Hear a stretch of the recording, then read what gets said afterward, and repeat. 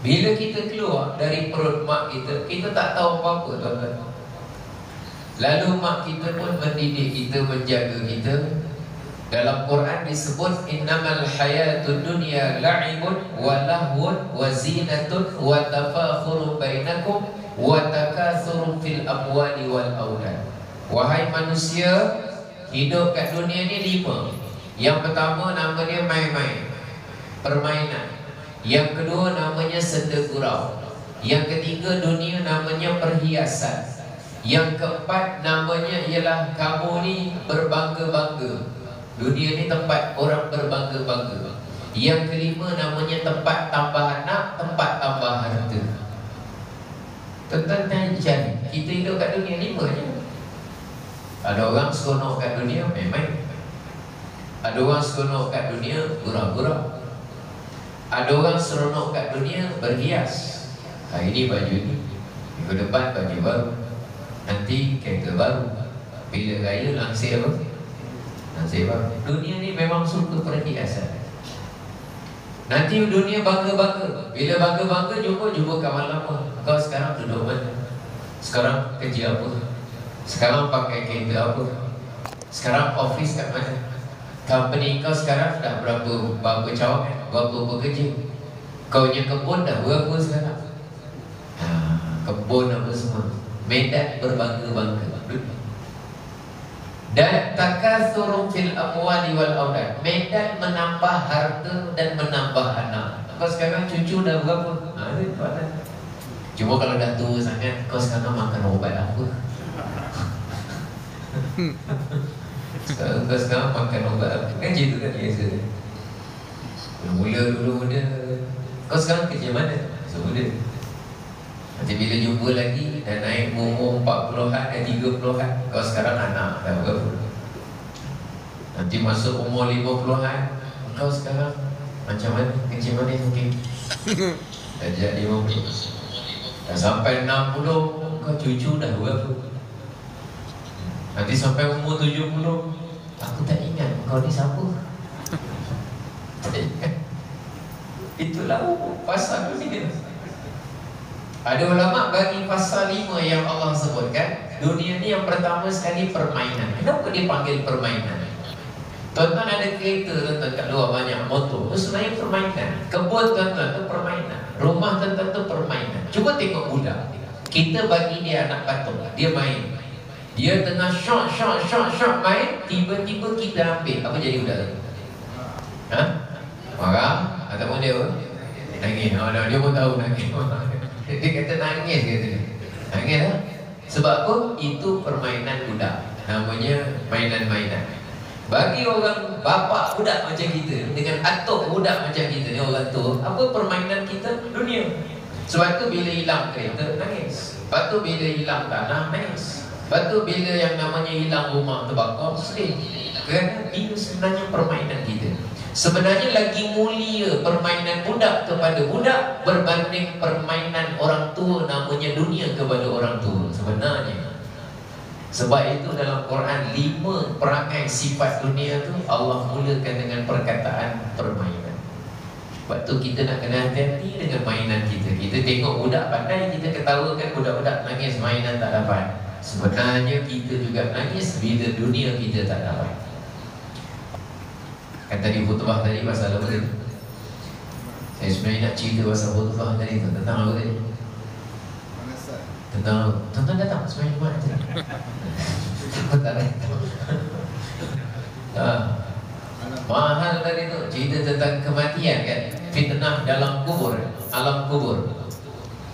Saya fikir-fikir balik kan. Kalaulah kata saya tak kejar dunia ni lah, maknanya langsung tak buat apa-apa, ya dunia jalan macam tu juga. Kalau saya kejar dia pun dunia macam tu juga. Cuma ada beza sikit lah. Beza sikit dari segi menikmati nikmat sementara. Tapi hakikatnya, okey tuan-tuan bayang sekarang tuan-tuan perut rasa kenyang, terlapar. Segan nak cakap belum lapar, nak cakap kenyang tak jadi. Katalah tuan-tuan lapar, katalah perut lapar. Lalu kita fikir kita nak makan. Katalah kejap lagi pukul 9 kita pun makan, atau pukul 10 kita makan.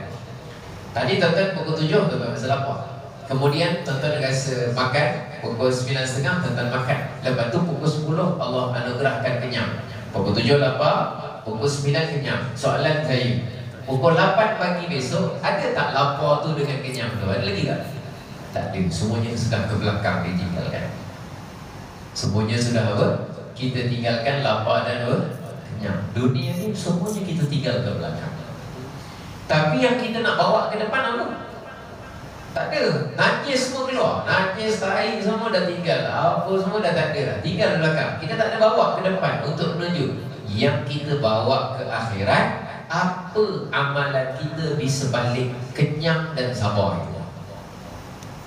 Masa kenyang, masa lapar, ya Allah, aku lapar ya Allah, aku tawakal, aku tak tahu apa yang aku dapat makan hari ini. Tawakal, dapat pahala. Amalannya forward, bawa ke akhirat. Contoh.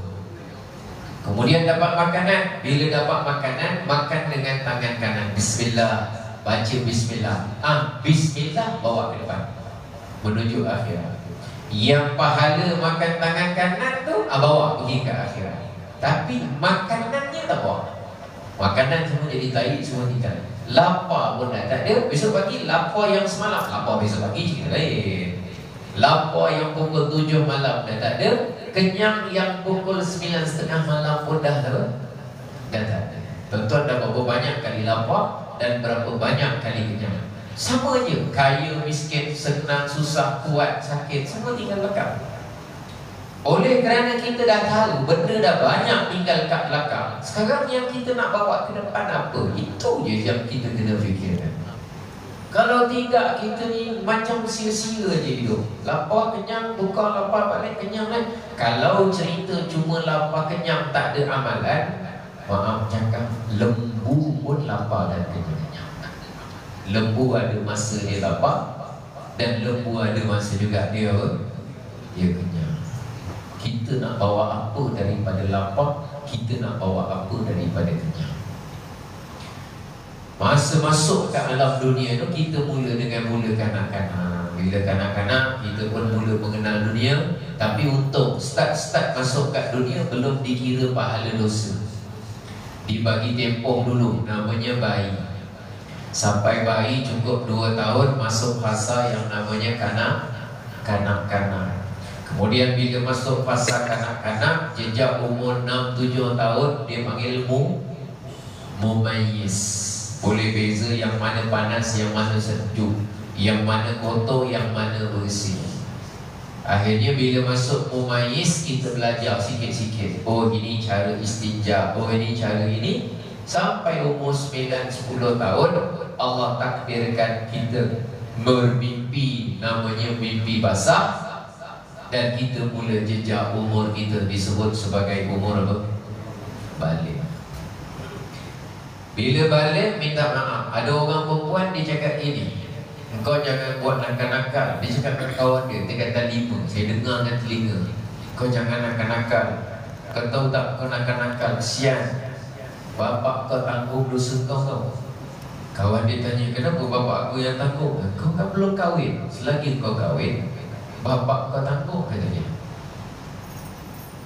Mana ada orang buat bapak dia tanggung sampai dia kahwin? Pahala dosa kan? Kalau pahala zakat ya, nafkah ya, tapi dosa tanggung apa? Sendirilah.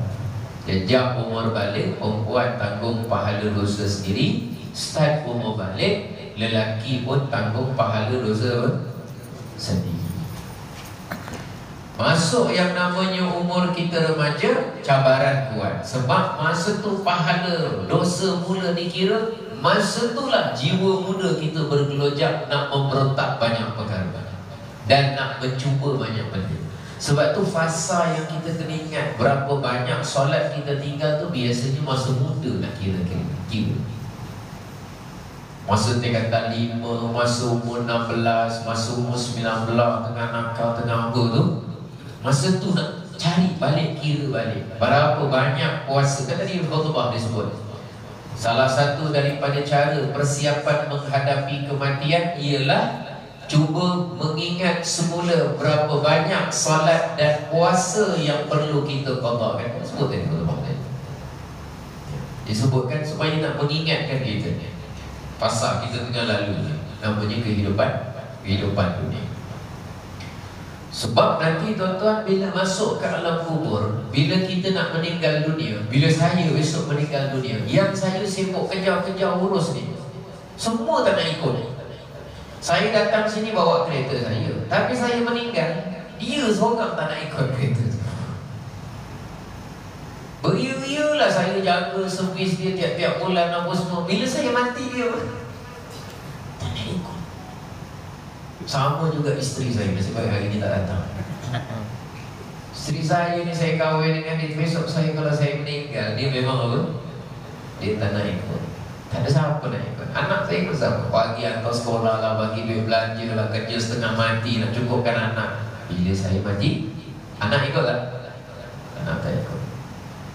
Harta tak ikut, keluarga memang tak ikut. Cuma yang ikut kita apa? Amalan. Sebab tu bila kita cari rezeki untuk anak isteri, niatkan kerana Allah Subhanahu wa ta'ala. Sebab anak dan isteri tak ikut teman kita mati, tapi niat kerana Allah dan ikhlas itu yang akan sama-sama dengan kita masuk dalam kubur. Itu kita nak jaga niat kita balik-balik. Tuan-tuan datang ke masjid, apa niat tuan-tuan? Saya datang ke masjid, apa niat saya? Nak dapat allowance, kerana nak dapat pengikut ramai, peminat. Yang peminat pengikut ni semua tak ikut saya masa mati. Yang saya dapat allowance mengajar, semua tak ikut saya mati. Tapi kalau saya ikhlas lillahi ta'ala, niat yang ikhlas itu amalan akan ikut teman saya di dalam kubur. Saya kena fikir, siapa yang setia sebenarnya teman saya di alam kubur? Kubur lah, tuan-tuan. Hidup kat kubur, bukan hidup, maknanya berada di alam kubur, waktu ni lebih lama daripada kita kat dunia. Lama. Sini kalau yang namanya kita boring, senang. Tuan-tuan boring kat rumah. Biasa kalau boring kat rumah bagaimana? Sini ada pot ketek sini. Tak ada. Dan mama tak ada. So, sini bagus lah orang kampung sini. Semua malam tahajud ya. Sini maklum. Nantilah pukul 3 pagi saya nak round sini. Datang tengok rumah mana yang ada suara orang mengaji. Dulu Rasulullah antara sahabat Nabi yang suka datang teman seikut sama Qiyamul Lail tu antaranya Ibnu Abbas. Ibnu Abbas antara lah. Bila Nabi dengan Qiyamul Lail, dia datang, lepas tu dia minta izin, boleh tak masuk. Tujuan dia nak ikut sama-sama Qiyamul Lail. Dahsyat.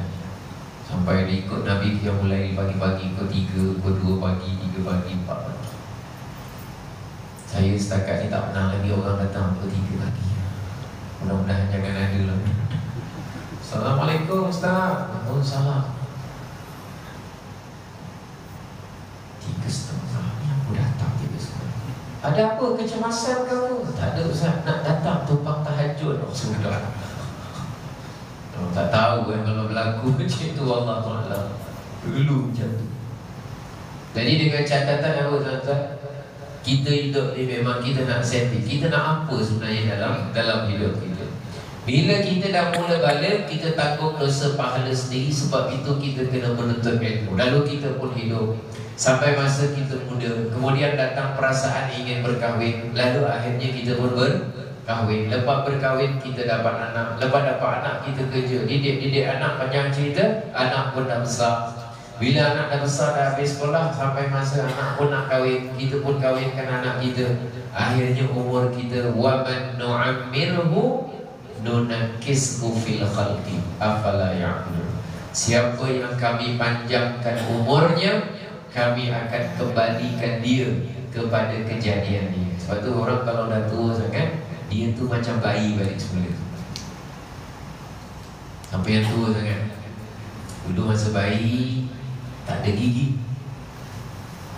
Bila dah tua sangat, gigi pun apa? Gigi pun dah tak ada. Wa man nu'ammirhu nunakkishu fil khalq. Siapa yang kami panjangkan umur dia, kami kembalikan dia pada kejadian. Dulu masa budak-budak, kencing berak tak boleh nak kontrol. Sampai masa nak terkencing, terkencing. Sampai masa nak besar, besar. Siapa yang lanjut tua sangat umurnya, dia akan menghadapi keadaan sikit-sikit dah nak terkencing. Kadang-kadang tak perasan dah terkencing. Dan Al-Quran bagi tahu itu pasal orang Muslim. Dulu masa mula-mula kecil dulu rambut sikit. Bila dah besar kanak-kanak rambut lebat. Bila dah tua rambut jadi apa? Rambut kita tak tahu. Bila dah lama-lama tu macam tu. Lebih kurang sama. Dan ada orang dulu masa bayi dia tak boleh bangun, baring saja. Bila dah lanjut sangat tua, kadang-kadang dia langsung tak boleh apa? Tak boleh bangun. Masa tu orang semua. Masa kecil tak banyak cakap, tak kerti cakap. Nangis. Suka senyum, nangis. Bila dah tua sangat tengok orang cakap sikit je. Yes. Orang tegur sikit apa? Nangis. Anak tak jadi balik kampung apa? Nangis. Mulalah. Dia macam budak-budak balik semua. Dan akhirnya di hujung usia kita diberi peringatan bahawa kullu nafsin za'iqatul maut. Akhirnya nanti kita akan menemui yang namanya saat kematian. Sebab tu kita disuruh selalu mengingati mati. Ada orang tanya, sahabat Nabi tanya kepada Rasulullah, "Ya Rasulullah, man akyasun nas wa man akramahum?" Wahai Rasulullah, dalam banyak-banyak manusia, siapa manusia yang paling bijak dan siapa manusia yang paling mulia? Lalu Rasulullah bersabda, "Aktsaruhum lil mauti dzikra." Orang yang paling mulia, paling bijak dari kalangan kamu, Nabi tak cakap pula yang belajar luar negara. Nabi tak cakap pula yang belajar universiti saja. Nabi tak cakap pula yang jenis pandai apa atau ceramah duduk depan. Belum tentu yang duduk depan ni bijak dan cerdik, belum tentu. Tapi orang yang bijak dan cerdik ialah orang yang paling banyak mengingati mati, wa asyadduhum isti'dadan lah, dan paling agresif membuat persediaan untuk mati. Ada orang contoh umur dia 35, dia berimpian nak buat rumah kat kampungku. Dia kumpul duit sikit. Dia plan umur 45 dia nak bina rumah. Dia ada tanah waris, jadi dia nak bina rumah. Tapi nak beli terus tak mampu. Tapi dia ada duit sikit-sikit. Daripada umur 30 dia kumpul duit supaya dia dapat bina. Dia kata dalam 15 tahun kalau kumpul sikit-sikit ni dapat buat sikit-sikit ni. Jadi dia kumpul. Tujuan dia apabila umur 45 tahun dia dapat rumahnya taklah mewah tapi selesa. Berapa tahun dia kumpul? 30 sampai 45. Berapa tahun dia kumpul? 15 tahun lebih kurang. 30 sampai 45. Cuma kita fikirlah, kalau orang yang tengah kumpul duit tu tiba-tiba umur tak sampai 45, 43 masuk alam kubur. Salah ke kalau dia kumpul duit untuk buat rumah? Saya tak kata salah kumpul duit untuk buat rumah. Buat rumah hukum dia harus, selagi mana sumbernya halal, tak ada masalah. Cuma adakah dia macam tu buat persiapan untuk rumah dia di alam barzah? Ada tak saya fikir hari-hari, rumah aku kat alam barzah cantik ke tak cantik? Malam ni bacalah surah Al-Mulk, datanglah masjid baca surah Al-Mulk. Mudah-mudahan besok bersinar nanti. Rasulullah dah janji, inna fil Qur'ani 30 ayatan. Sesungguhnya dalam Quran tu ada 30 ayat yang dia akan datang memprotek pembacanya daripada terkena azab kubur. Lalu Nabi baca 30 ayat itu ialah tabarakalladzi biyadihil mulk. Jadi kita baca dengan harapan, ya Allah, kubur aku ni persiapan ke alam sana. Yang kita bercita-cita nak bina rumah lagi 15 tahun tu tak salah. Tapi janganlah pasal nak bina rumah 15 tahun 24 jam kita kerja keras. Tapi nak bina kubur yang mungkin besok langsung kita tak buat apa-apa, itu namanya tak bijak. Rasulullah beritahu yang bijak orang yang buat ingat meninggal mati dan buat persiapan. Jangan lupa dalam rumah sekurang-kurangnya mesti baca Quran. Dalam rumah kurang-kurangnya hidupkan sesekali yang namanya majlis zikir. Dalam rumah kita ni biar bercahaya. Kalau cahaya dunia senang, banyakkan bilangan lampu, rumah kita terang. Tapi kalau kita nak rumah kita terang, di sisi penduduk langit, malaikat kalau tengok dari atas nampak rumah mana yang terang, itu bukan diukur daripada berapa banyak lampu yang kita pasang, tapi berapa kerap orang yang di dalam rumah itu selalu membaca Quran. Buat dekat rumah tuan-tuan. Tuan-tuan hidupkan je selama aja. Balik Isya buka sejarah satu muka surat. Okay. Tak pandai baca banyak, ambil muka surat last 3 surah. Nah, apa 3 surah ni? Qul huwallahu ahad, apa tu? Qul a'udzu birabbil falaq, apa tu? Qul a'udzu birabbin nas. 3 surah. Okey. Atau setiap malam baca akhir dari surah Al-Baqarah. Tuan-tuan baca lillahi ma fis samawati wa ma fil ardi, itu Allah akan bagi kecukupan bagi kita. Saya kalau bawa kereta balik sampai-sampai itu baca. Kalau sini ada baca Al-Mulk, saya baca sini. Kalau tidak, sampai drive tu boleh baca. Lepas tu baca akhir surah Al-Baqarah. Rasulullah bersabda, siapa baca 2 ayat terakhir surah Al-Baqarah fi lailatin, pada satu malam, kafatah, Allah 2 ayat tu akan mencukupkan keperluan dia.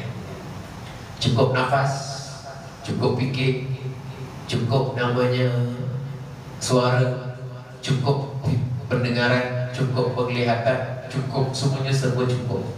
Kita ni tak mewah tak apa, asalkan diberi cukup oleh Allah, alhamdulillah. Saya kalau diberi cukup oleh Allah, alhamdulillah.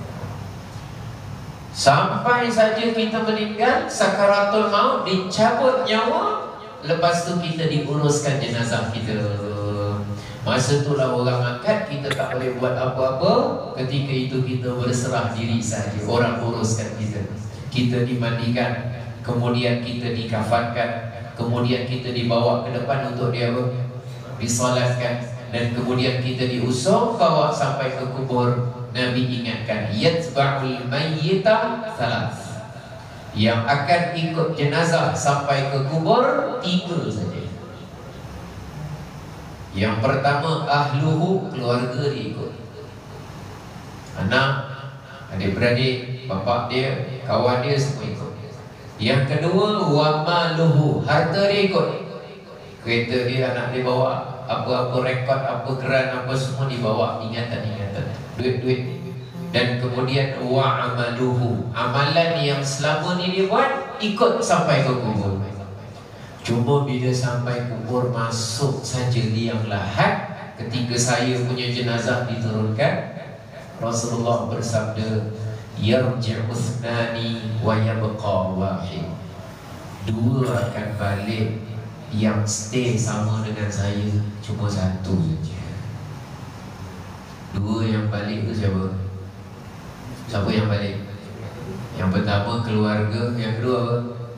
Harta. Yang akan stay sama dengan saya punya apa? Amalan. Tuan-tuan baca Al-Mulk, dia stay. Tuan-tuan solat Isya stay. Tuan-tuan baca Quran teman. Lalu bila kita dah kena campak tanah dah masuk, kita pun dah begini, dah sengit diam-diam menghadap ke arah kiblat. Di dalam dah menggigil, kejap lagi akan didatang oleh malaikat. Supaya dah balik itu menghadap ke arah kiblat, sampai tanah dah masuk, tutup, dah kabus. Lalu Rasulullah bersabda, innal abda, satu orang hamba Allah, apabila dia telah dimasukkan ke dalam kuburnya, wa dhahaba wa tawalla anhu ashabuhu, semua ahli keluarga dia dah mula balik, wa innahu la yasma'u qar'ani alihim, dia ini akan dengar tapak selipar jalan, set, tinggalkan kubur tu, last sekali, wa innahu la yasma'u, sesungguhnya dia yang tengah dalam kubur ni dengar selipar yang terakhir tu, tinggalkan. Atahu malaka, Maka ketika itulah terus datang dua malaikat. Malaikat apa yang datang? Malaikat mungkar dan malaikat nakir. Masa itu kita menggigil. Kalau orang beriman, maka dia akan tenang. Kalau orang kafir, orang musyrik, dia akan menggigil ketakutan. Untuk menjawab soalan-soalan utama dari malaikat mungkar dan malaikat nakir. Itu malam pertama di alam barzakh. Tadi hadis disebutkan dalam khutbah. Tuan-tuan pernah tengok tak orang dia ke hospital? Saya pernah tengok. Tak tahu tuan-tuan pernah tengok. Ke hospital, dia baring. Orang tanya dia, doktor kata dia sedar. Mata buka. Doktor kata dia sedar tuan. Cuma kita tanya dia tak boleh jawab. Kita tanya dia tak boleh jawab. Kita tanya dia senyap. Tapi mata dia buka, air mata mengalir. Dia punya tiup sini satu, dia punya tiup sini satu, dia punya tekan tiup-tiup pasang semua sini satu.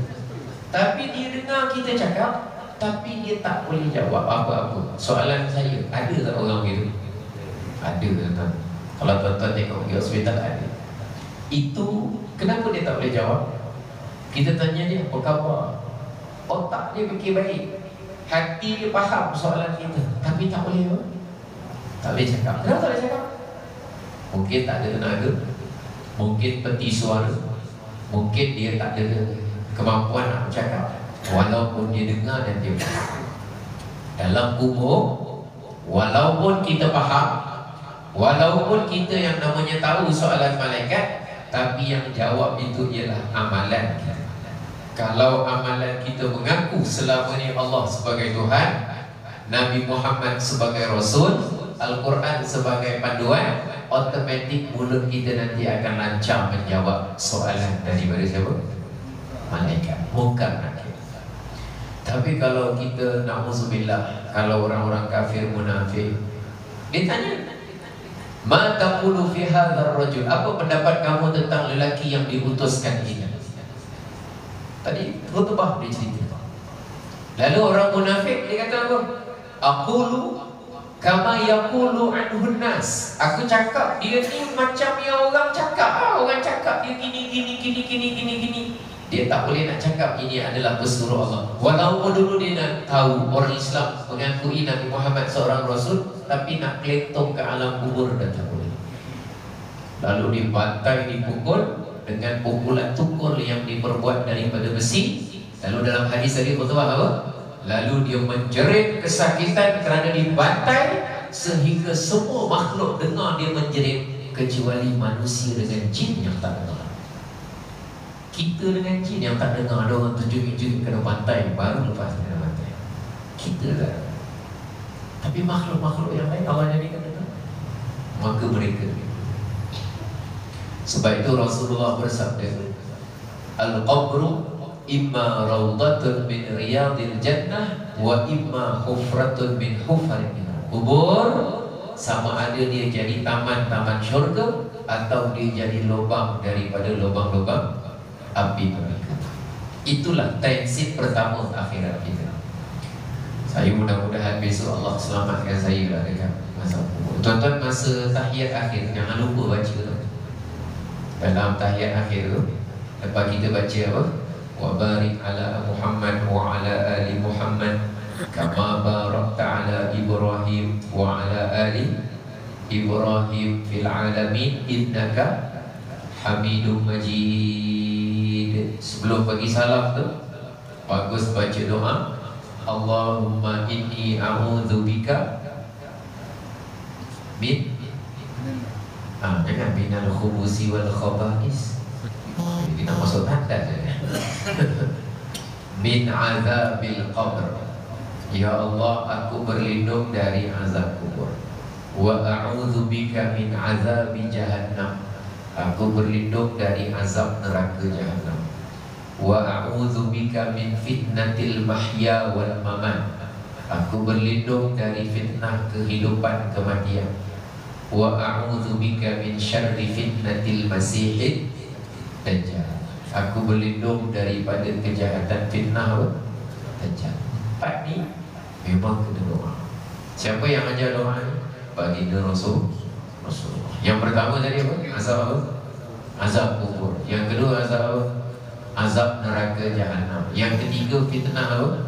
Kehidupan dan kematian. Yang keempat fitnah siapa? Dajjal. Mudah-mudahan Allah jaga kita daripada azab kubur. Dalam hadis Sahih Bukhari, satu ketika Nabi tengah jalan-jalan dengan sahabat, lintas ada kubur-kubur. Tiba-tiba lintas tu ada 2 kubur. Rasulullah bersabda, innama yu'adzaban, ni 2 kubur ni sedang diseksa dalam ni, kata Rasulullah. Wa ma yu'adzabani fi kabir, tapi dia diseksa bukan sebab dosa-dosa besar. Tapi dosa apa Rasulullah? Amma ahaduhuma, yang seorang ini, kana yamshi bin namimah, dulu masih hidup kat dunia suka mengadu domba. Ngadu domba tu maknanya suka apa? Laga-lagakan orang. Dia jumpa A, dia kata, Ji, nanya kan, dia ni tak suka kat Ji tau. Haji ingat dia suka kat Ji, dia senyum tu tak betul kan tu. Nanti dia jumpa sana, Ji, dia berapa kali ni masa kat orang dia maki-maki aja tu. Dia cakap sini, orang sini. Dia cakap sini, orang sini. Padahal bendanya tak ada. Akhirnya dua-duanya dia jadi apa? Jadi gaduh. Perangai macam ni nama dia namam. Masya'im binamim. Ini namimah. Suka apa? Laga-lagakan orang. Itu antara orang yang Nabi dengar azab dia dalam kubur. Mudah-mudahan jangan ada. Saya kalau jumpa kumpulan wanita, saya kata yang paling saya risau sekali kumpulan Yasin. Saya kata kumpulan Yasin tu kalau bagus dia jadi Yasin, kalau tak bagus dia jadi kau nak tahu tak? Mula cerita kau nak tahu tak? Aduh, bawa sini cerita orang sana, pergi sana bawa cerita orang sini, lalu orang jadi apa? Ada tak orang itu? Ada orang yang jadi macam itu. Kakak join berapa kumpulan Yasin? 5 Ustaz. Ya Allah, dah 5 kumpulan Yasin dirosakkan oleh akak ya. Jangan. Dalam kubur diseksa. Yang kedua apa? Yang kena seksa, wa ammal ukhra, dan yang kedua itu la yastatiru bil baul, kerana tidak betul-betul bersih istinja ketika mana dia buang air kecil. Ini yang saya pernah cerita dengan tuan-tuan lah. Kalau boleh orang lelaki jangan buang air kecil apa? Berdiri. Kalau boleh cangkung bersih betul-betul. Jangan air kecil bencik pada pakaian kita. Yang pastikan bersih lah. Tapi istinja dia betul. Maknanya betul maksudnya apa? Kalau tuan-tuan buang air, bertinggung cangkung. Kemudian cangkung sedikit membongkok ke depan. Dan kemudian tuan-tuan bertehem boleh saja. Atau menekan sedikit di antara kubur dengan dubur, kelengkang tengah tu tekan sedikit bagi keluarkan air supaya dia keluar semua pun boleh saja. Tapi basuh apa yang keluar saja. Jangan masukkan air pula, masuk ke dalam. Saya ada jumpa satu orang, dia istinja lelaki. Dia kata, Ustaz, susah juga kita nak bersihkan kalau kita istinja. Saya kata tak susah lah. Kenapa susah? Dia kata, saya ni kalau cebok, saya cuci kemaluan, saya masukkan air ke dalam, keluarkan balik. Weh, saya cakap, kau dah gila apa? Saya cakap tak payah buat macam tu. Kita dikira botol ni hanya bahagian luar saja, bahagian dalam tak masalah. Yang penting masa buang air kecil tu sedikit bertehem untuk keluarkan secara maksimum. Lepas tu dah selesai, istinja, bersih dulu. Lepas tu dah selesai. Pastikan jangan air kecil mercik kepada apa? Pakaian-pakaian. Mudah-mudahan. Saya cerita dengan tuan-tuan sebab ada hadis Rasulullah bersabda, istanzihu minal baul. Pastikan betul-betul kamu bersih masa kecil. Fa inna 'ammata 'azabil qabri minhu. Sebab kebanyakan azab kubur tu puncanya kecil. Saya kesian tengok orang kalau dia tak istinja. Orang rasa dia istinja, apa dia wajib? Dia kencing, dia asal buka mentala mana dia. Asal boleh dia. Asal nampaknya sah. Lepas tu sengih-sengih pakai seluar je.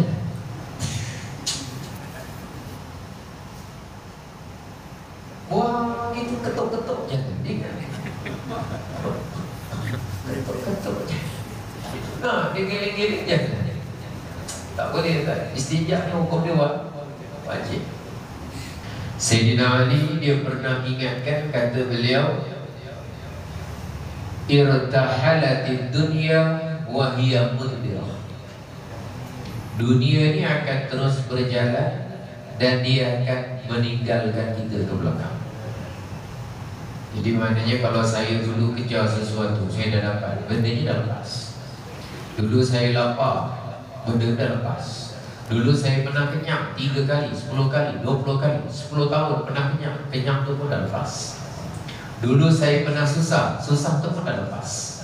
Dulu saya pernah senang, senang tu pun dah lepas. Memang dunia terus berjalan. Kalau kata saya letak umur dunia untuk kita, umur begini, kita gerak.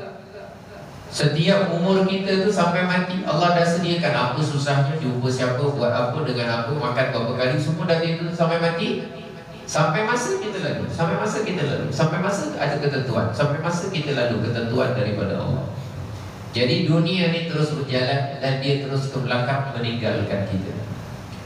Tapi setiap kali kita meneruskan kehidupan, sebenarnya yang dekat kepada kita ni namanya kematian kita. Lalu kata Sayyidina Ali, wartahalatil akhiratu wa hiya muqbilah. Tapi akhirat terus berjalan juga, tapi dia mula datang ke hadapan kita. Dia akan sampai ke kita. Maka kata beliau, kalau begitulah kita nampak betapa akhirat ini. Cuma kita tak tahu garis masa kematian kita bila saja. Yang itu kita tak tahu. Dan saya pun tak tahu, Allahu a'lam bila. Mungkin lepas saya cakap ni balik, entah apa berlaku di tengah jalan, saya meninggal. Habis. Peluang untuk saya perbaiki amalan dah habis. Peluang untuk saya taubat habis. Peluang untuk saya maaf. Kalau cerita saya kenyang pun dah tak ada apa rasa masa mati. Kalau lapar pun tak rasa apa dah masa mati. Lapar dunia tak ada. Tapi cerita lapar kepada amalan ada. Masa tu kita ingat kalau boleh amalan kita ada lagi untuk dibawa masuk dalam kubur. Sama je. Tuan-tuan kalau tengok, bila kita pergi kubur, amalan teman kita, keluarga balik, buktinya ialah banyak keluarga kita dah meninggal. Berapa minit je kita ingat? Berapa lama tuan-tuan ingat orang yang telah meninggal? Saya selalu ingat. Ya selalu tu berapa banyak? Tak adanya. Selalu tu seminggu sekali paling kerap. Mungkin dah sebulan tak ziarah kubur dia. Mungkin dah setahun tak ingat. Ya ada ingat itu je lah. Macam tu juga mungkin orang kepada kita setelah kematian kita. Bukan kata nak ikut, bukan kata nak reman. Ingat pun belum tentu. Walaupun pasangan kita, walaupun anak kita. Sebab tu Nabi dah pesan, orang yang satu-satunya setia kita, amalan kita. Benar. Yang betul-betul akan teman saya, amalan saya. Jadi saya kena komitmen pada urusan amalan saya kepada Allah. Saya kena jaga elok-elok. Yang lain okey-okey saja, sederhana. Yang mana saya patut buat untuk anak, saya buat. Mana patut buat untuk isteri, saya buat. Tapi tak payah terlalu berlebihan, habis-habisan. Nanti kita akan menyesal sebab belum tentu mereka semua akan mengingati kita. Tapi kalau tuan-tuan berhabis-habisan tujuan akhirat, tuan-tuan sungguh-sungguh didik anak, tujuan amalan akhirat, tuan-tuan sungguh-sungguh cari nafkah, tujuan akhirat, supaya dapat tunaikan tanggungjawab kepada isteri, keluarga. Ketika itu amalan yang sungguh-sungguh tu kita akan bawa, insya-Allah. Kita akan bawa. Itulah kata Sayyidina Ali, fakunu min abna'il akhirah. Jadilah orang-orang yang memburu keuntungan pada hari akhirat. Wala takunu min abna'id dunia. Jangan habis masa semata-mata mengejar kemewahan dan kesenangan apa? Dunia. Jangan semata-mata dunia. Kalau tuan-tuan dapat sesuatu, tuan-tuan fikir untuk akhirat apa? Ustaz, saya fight Ustaz, saya nak dapatkan kebun depan tu. Boleh? Saya lawan kat mahkamah Ustaz, silakan. Tapi dalam otak dengan dalam hati, lepas menang dan ketika menang, tangan tu kau nak buat apa? Ada tak impian akhirat di sebalik kebun yang 10 ekar? Kalau ada, fight. Selagi mana jalannya betul, selagi mana dia adalah hak yang boleh diperjuangkan, perjuangkan. Tapi dengan syarat, cita-cita kita ialah untuk memanfaatkan tanah itu untuk kita banyak membuat amalan bekalan menuju apa tadi? Akhirat. Ustaz, kalau saya kerja sungguh-sungguh overtime boleh tak? Kau kerja overtime nak buat apa? Bebek balik tidur. Duk balun tulang pak kerat nak buat apa? Tak Ustaz, saya ni kerja ni sebab anak saya ni nak sambung belajar. Yuran kat tempat baru ni mahal Ustaz. Jadi kalau saya tak overtime ni, anak tak dapat belajar. Saya nak ngajar, ilmu saya tak berapa tinggi, tapi tempat yang dia nak belajar, ilmu dia baik. Ilmu dia tu nanti dia buat bekalan untuk masa hadapan dia Ustaz. Oh, kalau macam tu awak overtime ulun bagus. Sebab dia bukan semata-mata dia dapat. Dia dapat, dia dah tahu apa amalan akhirat yang dia nak buat daripada apa yang dia dapat. Jawapan dia, kerja sungguh-sungguh. Okey. Mesti ada matlamat akhirat dia. Tanam apa-apa harta dunia, apa-apa saja. Kalau kita buat begitu pada semua kehidupan kita, kita mesti letak kereta aku apa bahagian akhirat dia, rumah aku apa dia, duit aku apa bahagian akhirat, semua termasuk kesihatan kita apa bahagian akhirat. Kalau kita sehat, kita guna untuk amalan akhirat. Kita tolong orang. Kenapa tolong orang? Mudah-mudahan besok Allah berikan kita kebaikan di alam akhirat. Tolong. Rasulullah bersabda, "Man nafasa an mu'minin kurbatan min kurabi dunia, nafasallahu anhu kurbatan min kurabi yaumil qiyamah." Siapa yang melepaskan satu kesusahan orang beriman di dunia, orang tu susah apa pun tak kisahlah, tentang lepaskan kesusahan, Allah akan lepaskan kesusahan kita besok nanti pada hari kiamat. Jadi kita dah tahu, kita tolong orang bukan nak dia tolong kita balik. Dia tolong ke, dia tak pernah tolong ke, dia mampu tolong balik ke, kita tak peduli. Yang penting kita dapat pertolongan siapa? Pertolongan Allah. Jadi tuan-tuan nak tolong? Jadi kalau anak aku punya kerja kahwin, dia tak datang tengok rewak, aku malas nak tolong dia. Baik, cantik kau Ada tak orang gitu? Oh, saya pernah dengar dengan tinggal saya sendiri. Kalau orang tu tak datang tolong rumah kita, kita tak datang tolong rumah dia. Dia punya mindset apa? Aku tolong kalau orang tolong, dan aku tolong kalau orang itu ada kemungkinan masa depan dia tolong aku. Tak payah tuan-tuan membazir masa macam tu. Bazir masa, salah niat, tak betul, tak bagus, tak menguntungkan apa benda pun. Tukar. Ya Allah, Engkau bagi aku tenaga. Orang lain tak dapat tolong, itu urusan dia. Dia sakit, dia tak sehat, dia tak sempat. Aku Engkau bagi tenaga. Orang tu memerlukan pertolongan. Semampu aku tolong. Dia tak tolong akan datang, itu urusan dia. Dia selama ni tak tolong aku, itu urusan dia. Yang aku fikir, ya Allah, hadis baginda Nabi jaminan Engkau, siapa yang melepaskan kesusahan seseorang di dunia, Engkau akan lepaskan kesusahan aku besok hari kiamat. Nawaitu lillahi ta'ala. Tuan-tuan mampu, ada masa, ada kemampuan, datang tolong, selesai. Jadi tuan-tuan, mudah-mudahan kita manfaatkan kehidupan kita yang sementara ini sebaik-baiknya. InsyaAllah kita perbanyakkan amal soleh, dan kita mohon kepada Allah keampunan. Mudah-mudahan Allah ampunkan kita, dan mudah-mudahan kita menjadi hamba Allah yang lebih baik sebelum kita kembali kepada Allah Subhanahu wa ta'ala. Wallahu a'lam bissawab. Wa sallallahu ala sayyidina Muhammadin wa ala alihi wa sahbihi wa baraka wasallam. Walhamdulillahi rabbil alamin. Wassalamualaikum warahmatullahi wabarakatuh.